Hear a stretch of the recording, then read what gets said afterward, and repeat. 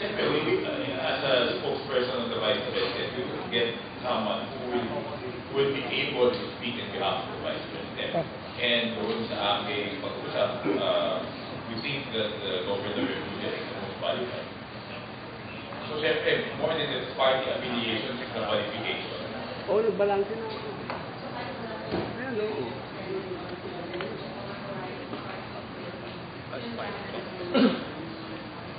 Consider namin siya, we have been consulting with each other, we've been talking to each other, even before this controversy came out.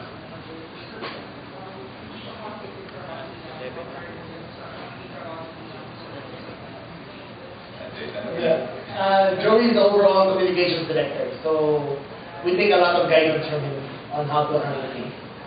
But he communicated backseat and he gives us a lot of guidance on what to do. Yes, of course. Yeah, he's our guidance counselor. He's the one who really helps us in how to frame and how to ask, how to answer.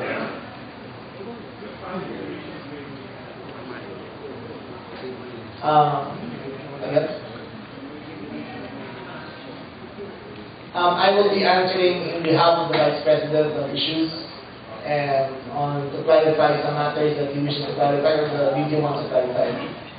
Toby will be speaking in behalf of the opposition. I will be able to concentrate more now doon sa kasi talaga ang hirap doon eh. Yung mag-isa ako, hindi naman tayo Superman, hindi naman natin kaya tampusan po yung mga banat. Ako mag-isa lang akong nagdidepensa. No? So, yun, napakiusapan naman namin si Governor Bermudia. Sumama.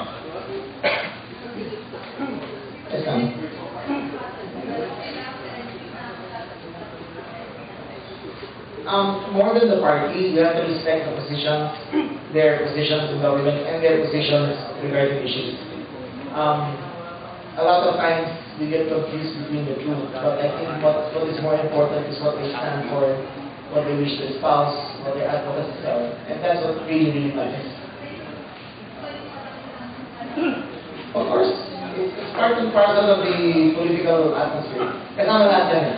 But the respect never disappears. We still respect each other.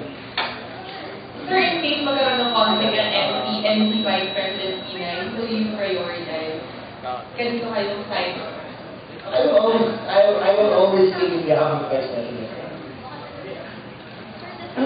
Cavite will now go to it's one of the most voted. It's number one in the country. And it means that I am supporting the Vice President. So, i-give up nyo na yung pagiging MP? Again, as I said before, there is the Vice President has not announced their party or the creation of a new party, so there is nothing to speculate. Wala pong partidong binubuo ang ating president. Hindi na lang natin yan. Kasi hindi ko na yun, itanong niyo ako pa dito. May isa rin.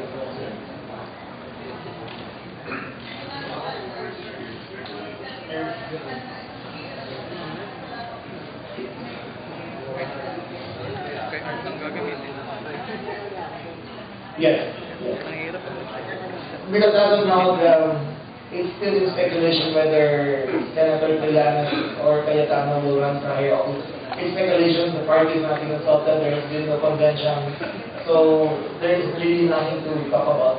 They have stated their intentions around, but they have not formally announced their candidates.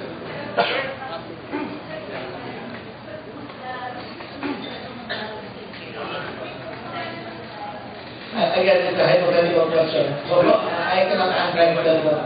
So we will wait until they announce, then get the answer just for that.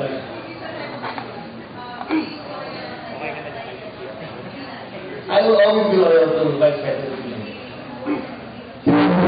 Meaning that I will always be loyal to Vice President. Hindi ba parang lalabas na namamangka ang nasyonalista para sa Pilipino na koalisyon sa iyo, bilang ikaw na sinalito? Wala pang mga coalition. Wala pang pinag-usapan. At saka, please don't put words in my mouth na namamangka sa... That is the start of the question. I am speaking on behalf of the Vice President. I will always subsume his interests, and I will always